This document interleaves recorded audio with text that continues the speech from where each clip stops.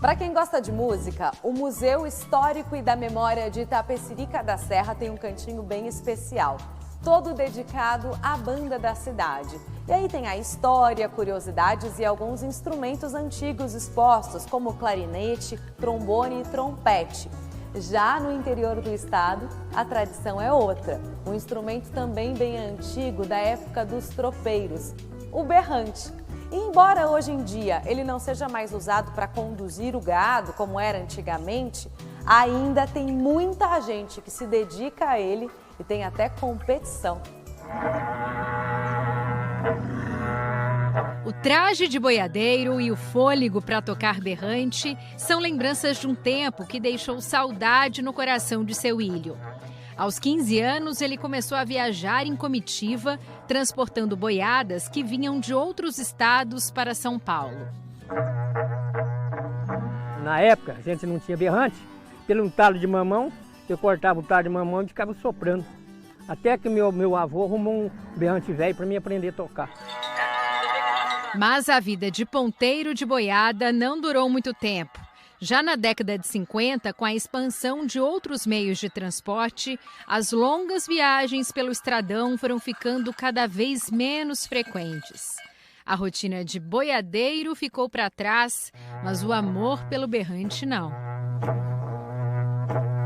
O berrante, para mim, vou contar para você, quando eu ouço um berrante tocar, você me arrepia todo o corpo, você me sinto aquele coração saudoso, com saudade do tempo passado. Não foi por causa da lida no campo que o Pedro se encantou pelo berrante. Até porque o bebê que aparece na foto nasceu na Grande São Paulo e nem chegou a conhecer uma comitiva de verdade. Ele se mudou para o interior quando era menino. Depois que eu tomei ciência, a partir dos, vamos dizer assim, 15 anos de idade, já tomei ciência que era um instrumento que era usado aí pelos peões de boiadeiro para o transporte de boiada, E aí eu sempre me interessei não só pelo berrante, mas também em aprender sobre a cultura, Gerações distantes e a mesma paixão. Usado para chamar o gado no campo ou durante as viagens de comitiva, o berrante chegou ao Brasil junto com o tropeirismo. Desde a mais remota antiguidade, o homem se utilizou de buzinas feitas de chifre. Depois evoluíram, algumas se transformaram em corneta de metal. E o berrante vem dessa época e começou a ser usado pelos boiadeiros aqui na segunda metade do século XIX até meados da década de 80 do século XX, isso no estado de São Paulo. Já faz quase 40 anos que a última boiada foi transportada por comitiva aqui na região. Isso foi lá em 1986. Mas a cultura boiadeira segue viva no coração dos que fizeram parte dessa história e também dos apaixonados por essa tradição.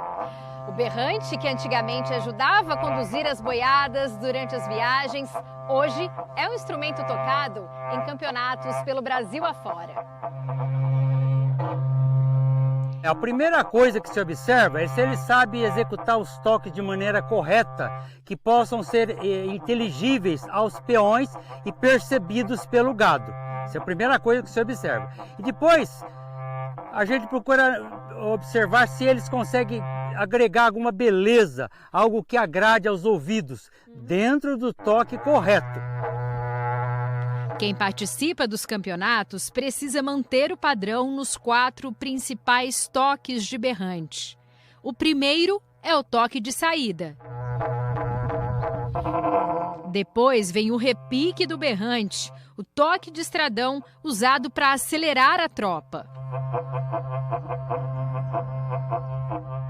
Tem ainda o rebatedouro, que sinaliza para os peões uma situação de perigo na estrada.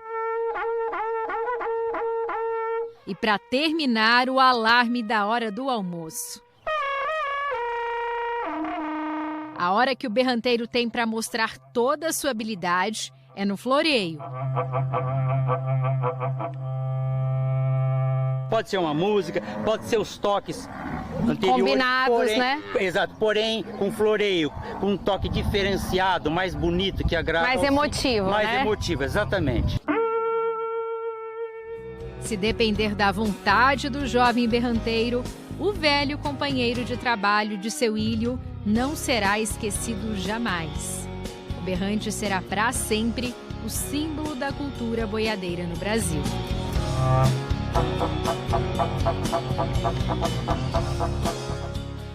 De volta ao Museu Histórico e da Memória de Itapecerica da Serra para falar de arte, porque além dessa proposta de preservar